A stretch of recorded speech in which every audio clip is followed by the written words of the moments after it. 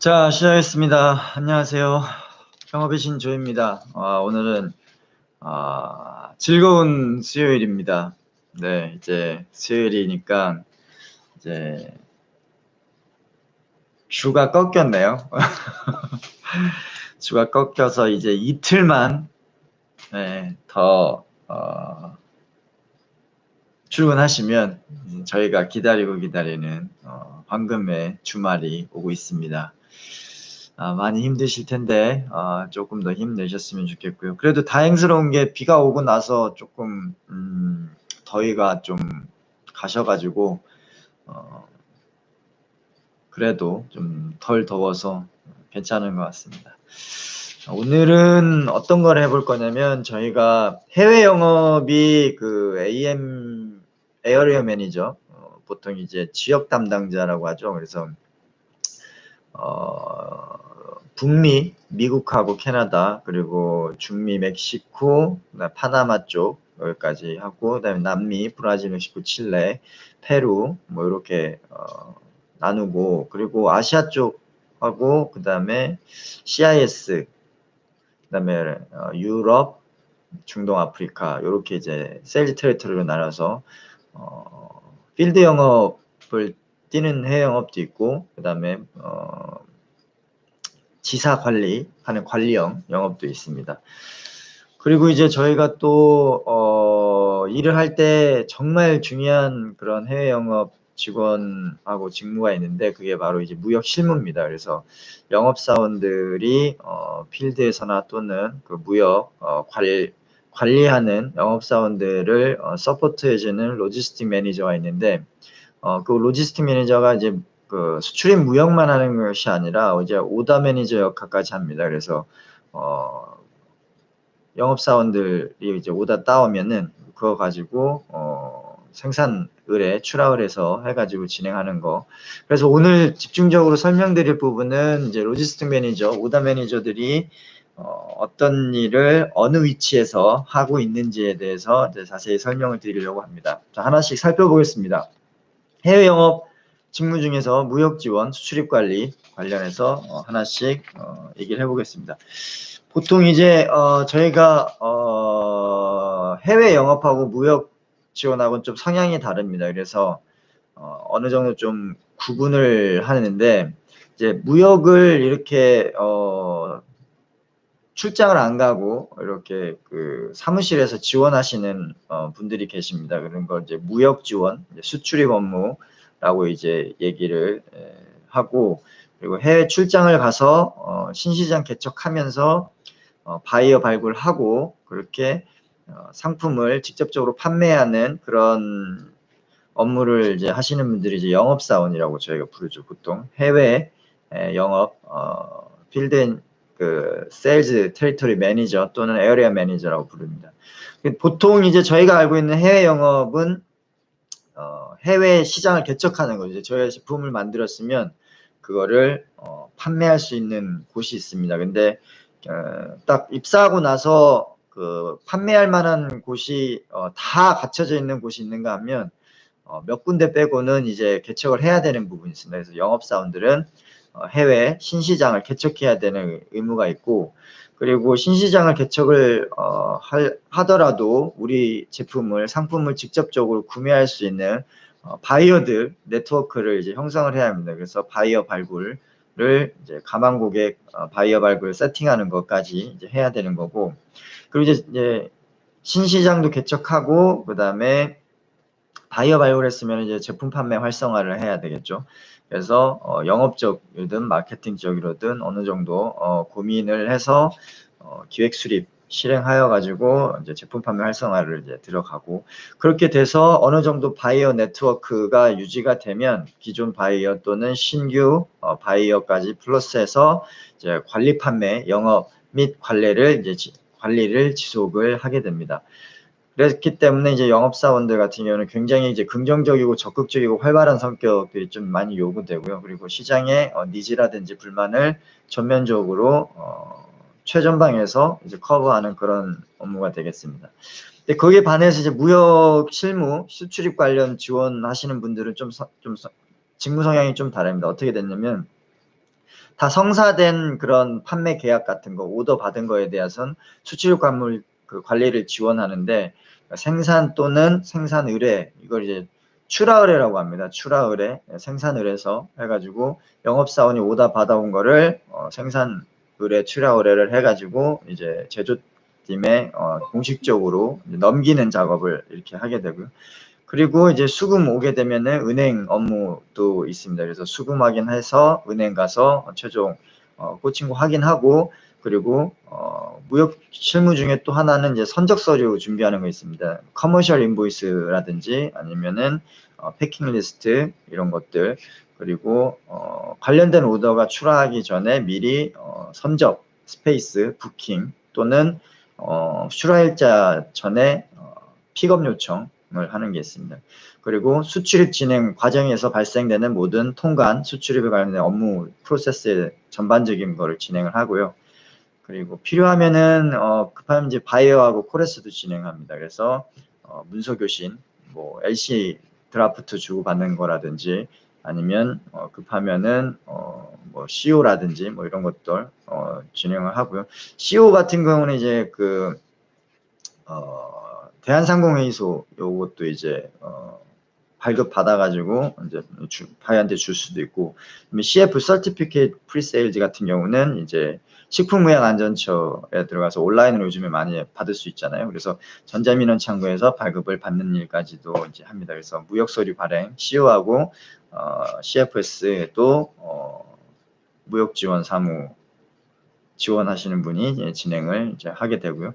그리고 매출 마감하고 매출 출하한 거에 대한 이제 그 매출 정리, 마감 정리, 수금 정리, 이렇게 무역 지원에서 합니다. 그래서 해외 영업사원처럼 이렇게 막 활발하고 이런 그 성격, 역동적이고 이렇게 진취적인 성격까지는 필요 없고, 아무래도 이 실질적으로 그 다큐를 많이 하셔야 되기 때문에 거기에 대한 꼼꼼함, 그리고 섬세함, 그리고 실수를 잘 안 해야 되고, 그리고 이제 가장 중요한 거는 이제 영업사원하고 이렇게 잘 커뮤니케이션 해가지고 뭐 출하지라든지 바이어 주소라든지 이런 것들 실수, 사고가 안 나게 이렇게 잘 진행을 하면 되겠습니다. 그래서 이번 장에서는 이제 해외 영업 사원하고 그다음에 무역 지원 관련해서 실무하시는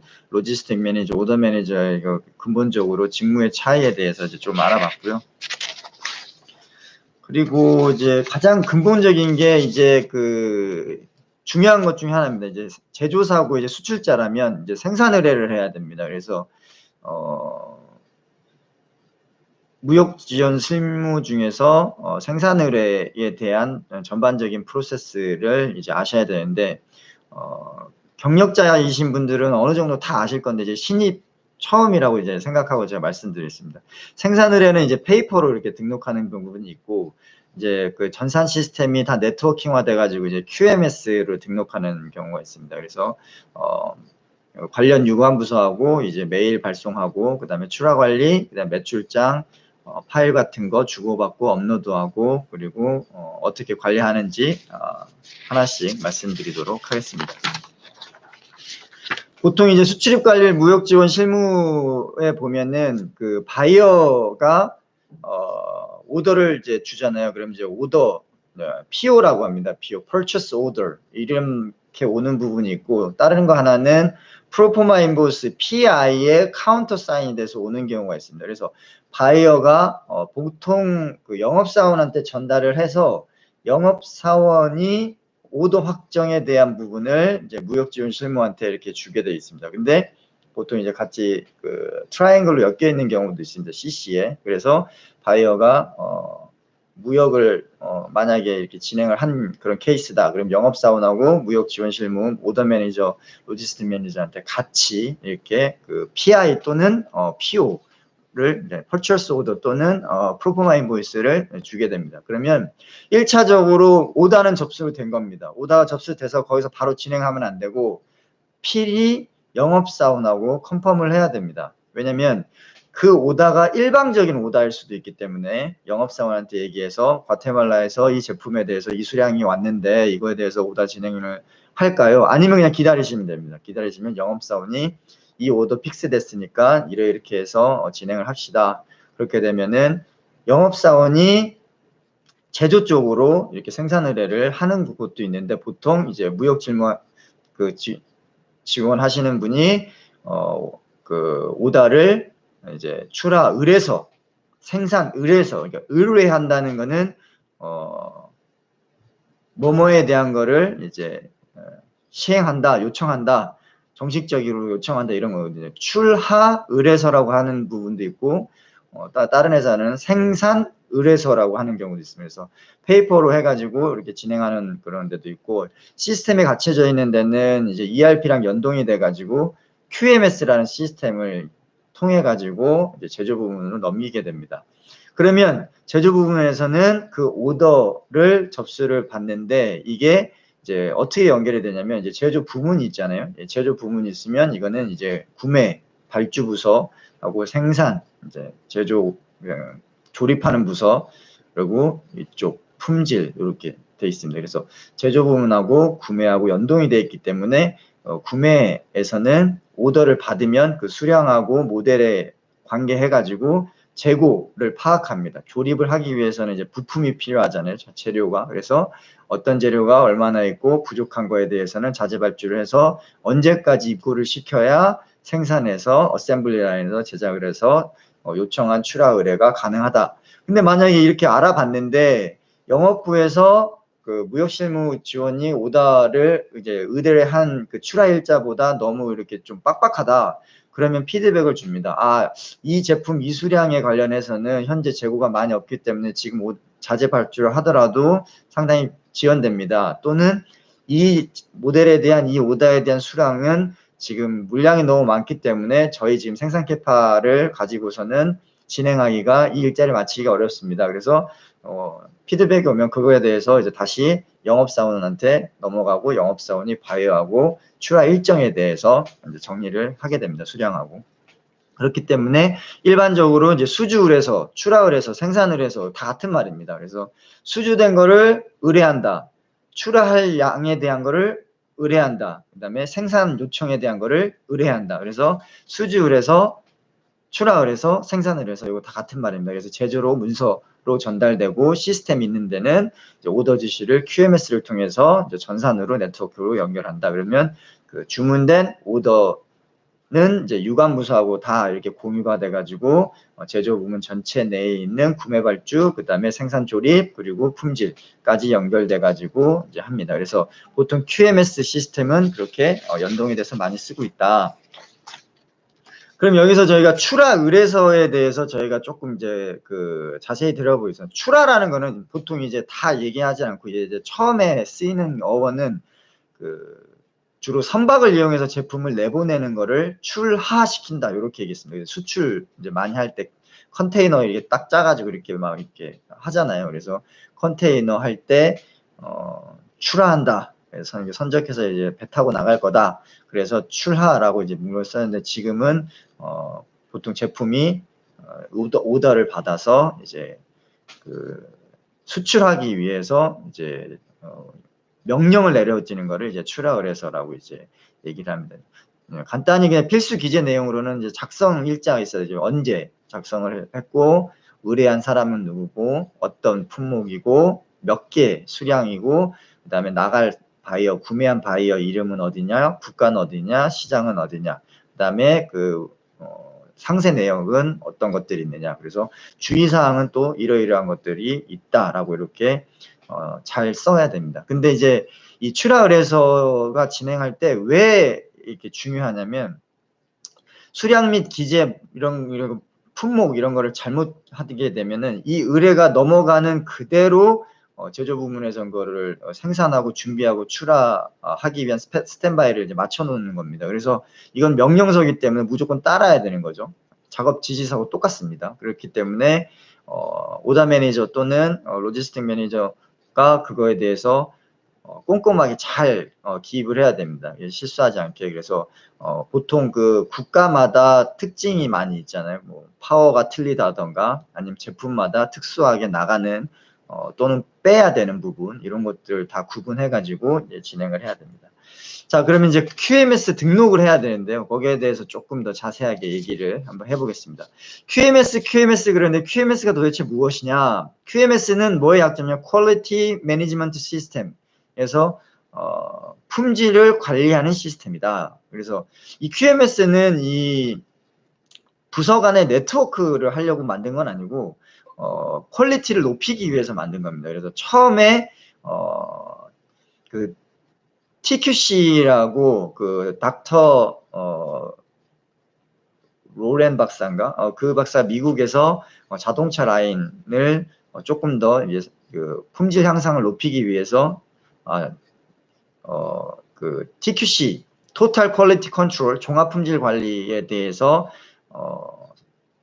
창시를 했었습니다. 근데 그 창시된 거를 어디에서 이제 그 승화를 시켰냐면 일본 기업들이 미국에서 처음 만든 그 TQC Total Quality Control 종합 품질 관리 그 관리 시스템 제도를 도입을 해가지고 도요다라든지 뭐 소니 뭐 이런데 굉장히 많이 적용을 했습니다. 그래서 전 세계의 그 브랜드를 석권을 했었죠. 근데 일본 하면은 품질은 끝내준다. 왜냐면 뭐 고장이 잘 안 나고 그다음에 제품 뭐 간극 게이지부터 해가지고 매뉴얼 해가지고 철두철미하게 관리를 했죠. 그래서 일본 기업들이 도입한 미국에서 도입한 TQC를 통해 가지고 종합 품질 관리 시스템을 통해 가지고 전 세계 시장을 이제 잠식해 들어가기 시작했습니다. 그래서 미국에서는 이제 이거 뭐지? 우리가 만들었는데 일본이 더 잘 쓰네. 그렇게 해가지고 이제 거기에 대항하기 위해서 1980년도에 후반에 그 품질 관리 운동에 대해서 이제 벌리게 된 거죠. 그래서 포드부터 중심이 돼가지고 이제 QMS (Quality Management System으로) 해가지고 이제 이 QMS가 이제 발달하기 시작했습니다. 그래서 이제 서류로만 왔다 갔다 하던 것들이 전산화되면서 이제 ERP하고 연동이 돼서 이제 진행을 할 수가 있는데요. 그러면 QMS는 어떤 것들을 그 주로 하냐면 그 가치가 있습니다. QMS의 그 4가지 가치, 추구하는 가치. 첫 번째는 뭐냐면 품질은 고객이 요구하는 요구사항과 일치시킨다. 고객이 원하는 만족 수준이 있을 거 아니에요. 그거를 품질이 맞춘다. 이게 이제 기본 제일 1원칙이고요. 이 원칙 가치는 저품질을 만들어야 되지 않아야 된다. 그러니까 그 퀄리티를 매니지먼트 하는 거는 좋은 제품을 만드는 것도 중요하지만 고객의 품질을 맞추는 것도 중요하지만 우리가 세팅해 놓은 기준에서 떨어지는 품질을 아예 만들면 안 된다는 거죠. 그리고 이제 세 번째는 결합률, 제로 디펙트, 0을 목표로 추구한다. 그러니까 아예 그냥 그 불량에 대해서는 이제 허용을 안 하는 거죠. 제로 디펙트를 이제 가치를 추구하고 그리고 그 품질 측정 기준은 이제 결함이 발생하는 거는 이거는 요구 조건과 하나라도 불이치하게 되면 그거는 손해액으로 계산을 해가지고 수치화합니다. 그래서 이번 연도에 얼마만큼의 품질의 저평가가 돼가지고 이거에 대한 회사의 손실은 얼마 정도 발생이 됐다라는 걸 수치상으로 계산할 수 있을 정도까지 이제 QMS는 퀄리티에 대한 매니지먼트를 할 수 있는 시스템이다. 그래서 이 총 4가지 원칙들을 기준으로 QMS 시스템은 개발이 되어 있고 유지 관리되어 있다. 이렇게 이제 생각하시면 됩니다. 자, 그럼 QMS 등록에 대해서 이제 조금 더 디테일하게 알아보겠습니다.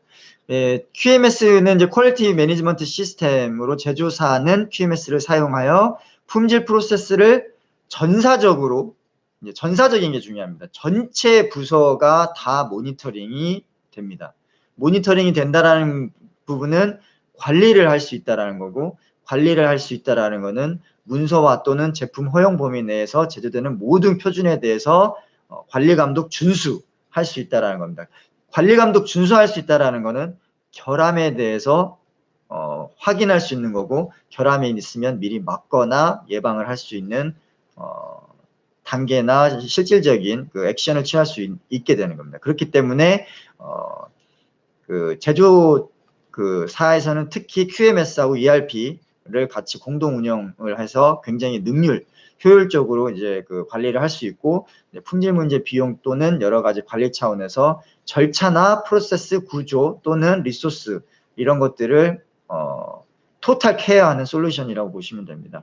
그래서 선제적으로 이제 미리 모니터링해서 효과적으로 통합된 여러 가지 문제들을 예측할 수 있고, 거기에 대해서 통계 분석할 수 있고 문제를 개선할 수 있는 그런 기능을 가지고 있습니다. 그래서 여기서 ERP에 대해서 또 처음 들어보시는 분이 계실 겁니다. ERP는 뭐냐면 Enterprise Resource Planning 라고 해서 이제 전사적 자원 관리를 위한 통합 정보 시스템입니다. 요거는 그 생산에서 가지고 있는 재고 관리, 그다음에 물류 관리, 그다음에 재무 회계, 그리고 영업 오더, 그리고 구매 여러 가지 이런 회사에서 진행되는 모든 숫자에 관련 돈하고, 그러니까 그 돈 매출, 그다음에 구매 회계 이런 것들, 자산, 불용자산, 유용자산 이런 것들을 에셋까지 전부 그 통계해가지고 관리할 수 있는 전사적 자원관리 프로그램입니다. 그래서 이런 통합 정보 시스템 ERP하고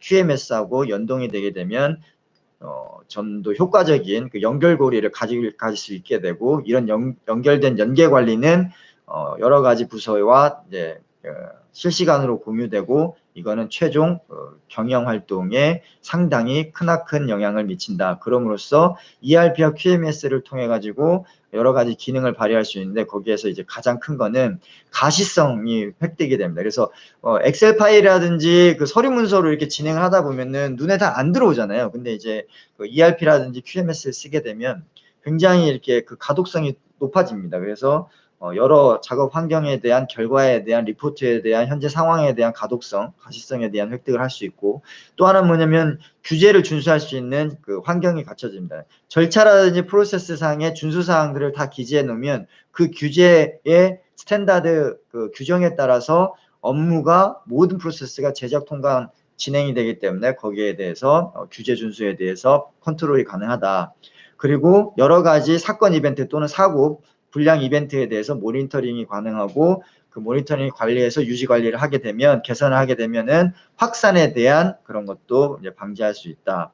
그리고 위험 관리, 전역적인 위험 관리도 가능하고, 의심스러운 부분에 대해서 미리 항목들을 자동으로 억제할 수 있는 그런 방어 시스템도 가지고 있다. 그리고 지능적으로 근본 원인을 분석할 수 있는 그런 분석 툴이나 아날리시스를 할 수 있게끔 환경이 제공이 되기 때문에, 이 모든 것들 기능들이 어떤 결과를 가지고 오냐면 자동적으로 그 품질이 보장되는 그런 보증 시스템을 실현할 수 있고, 그다음에 뭐 여러 가지 적용하는 데 있어서도 조정 플렉시블하게 상호 협의 조정이 가능하다. 그래서 이제 기업이 확장 커지면 커질수록 복잡해지는 이런 여러 물류, 구매, 영업회계, 재무, 생산 그런 연계고리 관련돼서 효율적으로 관리할 수가 있다. 그래서 QMS가 가지고 있는 기능이나 결과는 이런 것들이 있다고 보시면 되겠습니다.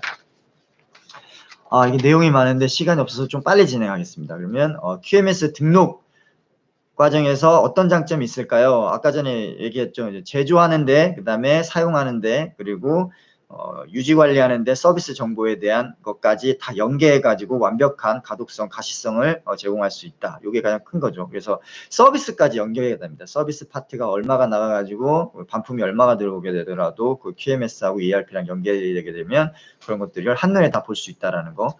그 다음에 생산 방법을 최적화하여 제조 과정 또는 더 빠른 증가를 생산력을 가능할 수 있게 한다. 그리고 그 시간도 단축할 수 있고, 실시간으로 제품 위험구 평가도 가능하고, 그다음에 리콜, 뭐 다량으로 이제 반품이 된다거나 이런 거 리콜 하는 데 있어서 뭐 모니터링 될 수 뿐만 아니라 그런 환경도 최소화할 수 있는 거 있다. 그러면 어떤 게 될까요? 브랜드에 대한 그 축소도 또는 브랜드에 대해서 타격을 노출을 감소시킬 수도 있는 거죠. 그래서 품질 및 프로세스 개선으로 인해서 비용도 절감하게 되고, 돈도 이제 낭비를 줄일 수 있는 거죠.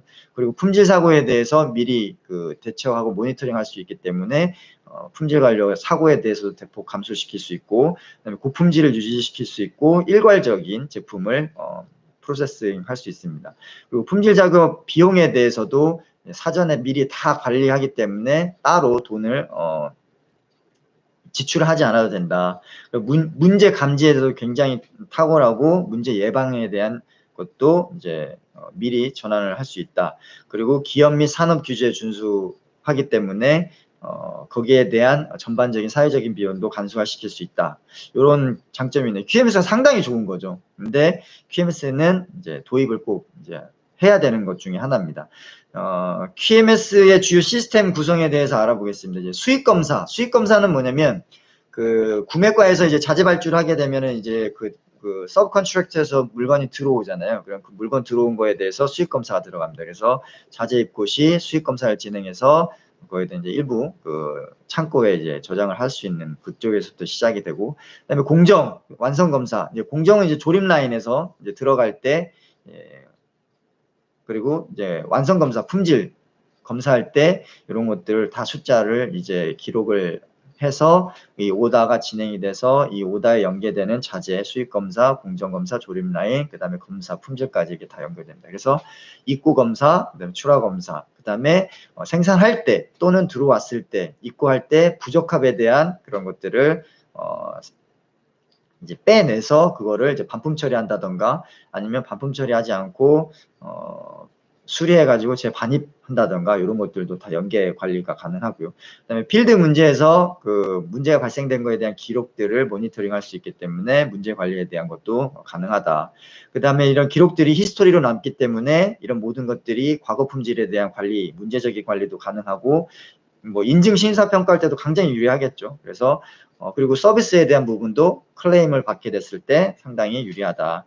그렇기 때문에 전체적으로 품질 문제에 대한 신고 의식이라든지 뭐 이런 것들이 시스템에서 해주기 때문에 상당히 좋은 시스템이라고 볼 수 있습니다. 품질적인 측면에서 특히.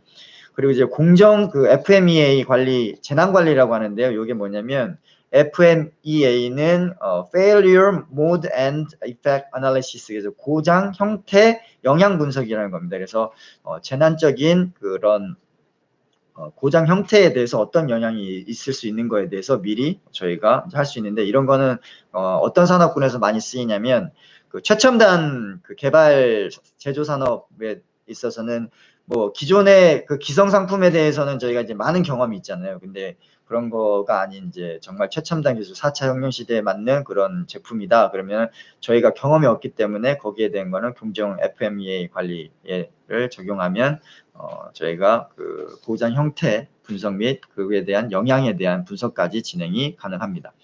그리고 초도 검사 보고서, ISIR, Initial Sample Inspection Report 이런 것들도 QMS를 하면은 ERP랑 연동하면 충분히 쉽게 작성할 수 있다.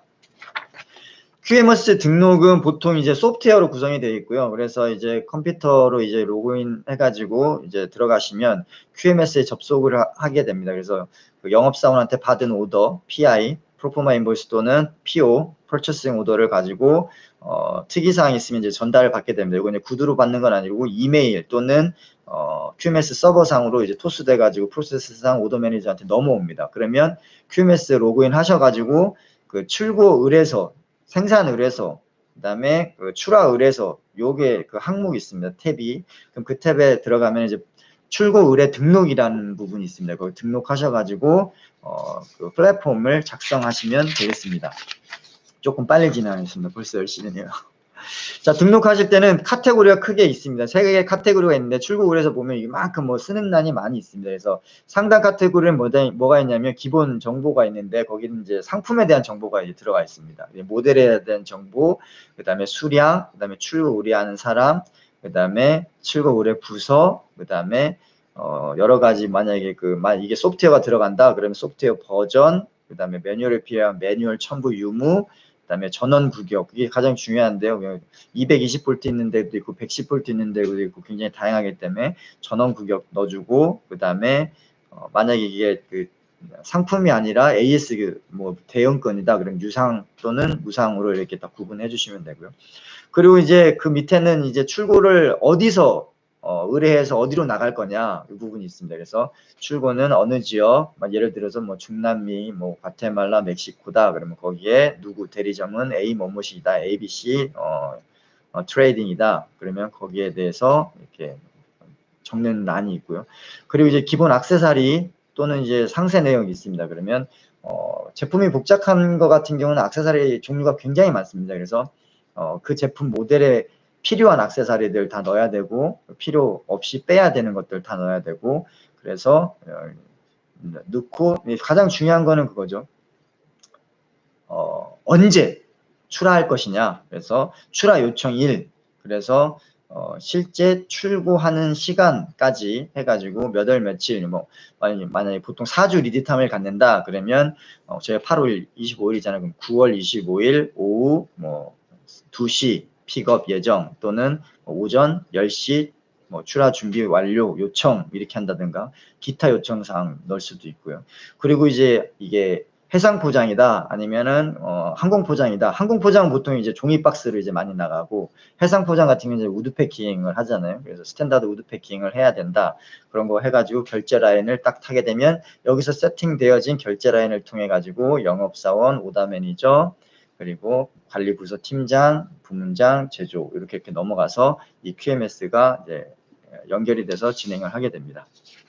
그래서 여기서도 마찬가지 오다 받는 내용에 대해서 상당히 꼼꼼하게 다 기술 제기해야 되고요. 근데 이제 그 제품이 그 다품종인 부분이 있습니다. 그럴 때는 요거를 포스트잇이나 이런 걸로 이제 일을 하시기는 굉장히 어렵습니다. 그래서 어떻게 하셔야 되냐면 엑셀 파일로 팁을 드리겠습니다. 엑셀 파일로 QMS 등록하는데 바로 옆에다가 모니터 옆에다가 파티션이나 이 벽 쪽 또는 바닥에다가 뭘 해야 되냐면 장비별 그 모델을 이쪽으로 쭉 씁니다. 엑셀 파일에서. 그래서 모델 A, B, C, D, 상품 A, B, C, D부터 Z까지 쭉 쓰시고 이쪽은 거의 관련된 그 장비별 이제 옵션 또는 액세서리를 쭉 씁니다. 그래서 이 해당 만약에 C에 대한 모델에 대해서 내가 QMS 등록을 해야 된다. 그러면 고민하지 마시고 그거 아래만 쭉 내려오시면 거기에서 체크 되어 있는 왼쪽 항목들만 QMS에서 등록하시면 되겠습니다. 근데 이렇게 관리를 안 하시면 만약에 제품이 뭐 3개 정도 된다고 머릿속에 다 있겠지만 상품이 보통 뭐 10개, 뭐 20개, 60개 막 이렇게 돼 있는 경우 그 관리가 안 됩니다. 헷갈리고 그리고 그 오더 매니저 또는 무역 실무 지원하시는 분들은 영업사원들하고 좀 다르게 국가도 많고 그다음에 대리점도 많고 모델도 많고 그다음에 그 옵션 해야 되는 건 너무 많기 때문에 그런 것들에 대해서 다 외울 수가 없습니다. 그렇기 때문에 필히 엑셀 파일을 하나 관리하셔가지고 행과 열을 구분하셔가지고 상품, 제품 라인 또는 액세서리 또는 상품별 추가 옵션 이걸 딱 해가지고 그 오더를 영업사원한테 받으면 그 상품에 대해서 제품에 대해서 어떤 액세서리와 상품을 같이 QMS 등록을 해야 되는지 그거 준비를 하시면 되시고 그리고 여기서 또 주의사항은 이제 오더 매니저들이 해야 될 것 중에 하나가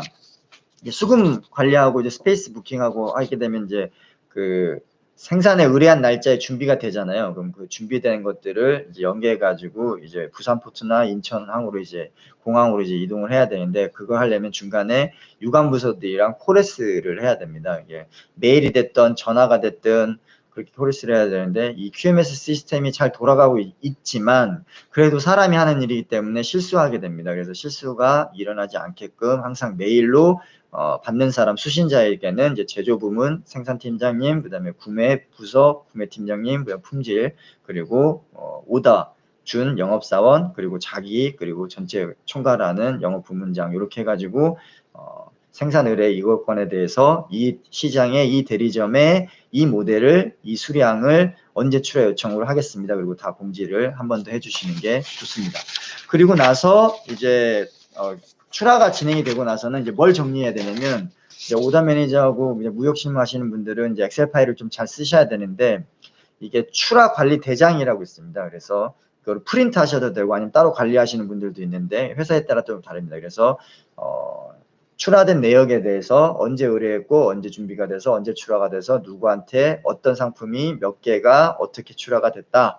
라는 거를 쭉 정리하는 추라관리 대장이 있고, 이거에 대해서 매출관리 대장도 관리를 해야 됩니다. 매출관리는 뭐냐면 이 추라된 거에 대해서 그 페이먼트 텀의 운송 조건에 항해서 기본적인 가격과 그 다음에 운송비, 그 보험비 포함해서 얼마가 어떠어떠하게 LC 또는 TT 또는 여신의 조건에 맞춰서 이렇게 준비가 돼서 월 관리 또는 분기 관리 또는 반기 관리, 연 관리 매출이 어느 정도 마감이 됐다. 그래서 추라 관리 대장하고 매출 관리 대장하고 이 연계가 돼야 됩니다. 그래서 이 엑셀 파일도 항상 같이 연계돼 가지고 관리가 돼야지 그 회사 전체적으로 이제 집계하는데 문제가 안 됩니다. 그래서 요걸 이제 ERP나 QMS에서 이제 프린트를 해서 쓰실 수도 있고, 만약에 ERP나 QMS가 없이 그냥 추라 의뢰를 이제 페이퍼로 진행해서 하시는 분들은 이거를 이제 엑셀 파일을 이제 따로 이제 관리를 하셔야 되는 부분이 있습니다. 근데 QMS나 ERP를 쓰더라도 따로 추라 관리나 매출을 관리하는 회사도 있습니다. 그런 분들은 QMS나 ERP를 쓰더라도 그 양식 이외에 내부적으로 또는 부서 간에 요청한 항목에 의거해서 추라관리대장과 매출장을 이제 관리를 하시고, 그거에 해당한 부분을 메일 또는 업로드하는 데이터 센터 스토리지에 업로드를 하시면 되겠습니다. 오늘은 수출입 관련해 가지고 무역 지원 실무에 대해서 집중적으로 얘기를 해봤습니다. 저희가 이제 마케팅 쪽으로라든지 영업사원 위주로 이제 그 실시간 강의를 하다 보니까 이제 수출입 쪽도 조금 해주세요라고 이제 의뢰가 와서 이제 수출입 관리 로지스틱 매니저 또는 이제 오더 매니저의 그런 그 실질적으로 회사에서 진행하는 일에 대해서 이제 살펴보았고, 그 중에서 생산 의뢰에 대한 부분, QMS 등록에 대한 부분, 그리고 출하하고 나서 수출입 관리에 대한 대장 관리 또는 매출 관리까지 알아보았습니다. 시간이 많이 지났네요. 8분이나 지났습니다. 시간이 자, 그러면 오늘은 여기까지 마치겠습니다. 수요일입니다. 잘 견디셨고 이제 이틀만 참으시면 됩니다. 오늘 하루도 정말 고생 많으셨고 내일 또 더 좋은 강의 내용으로 찾아뵙기로 하겠습니다. 지금까지 영업의 신 조이였습니다. 수고하셨습니다. 감사합니다.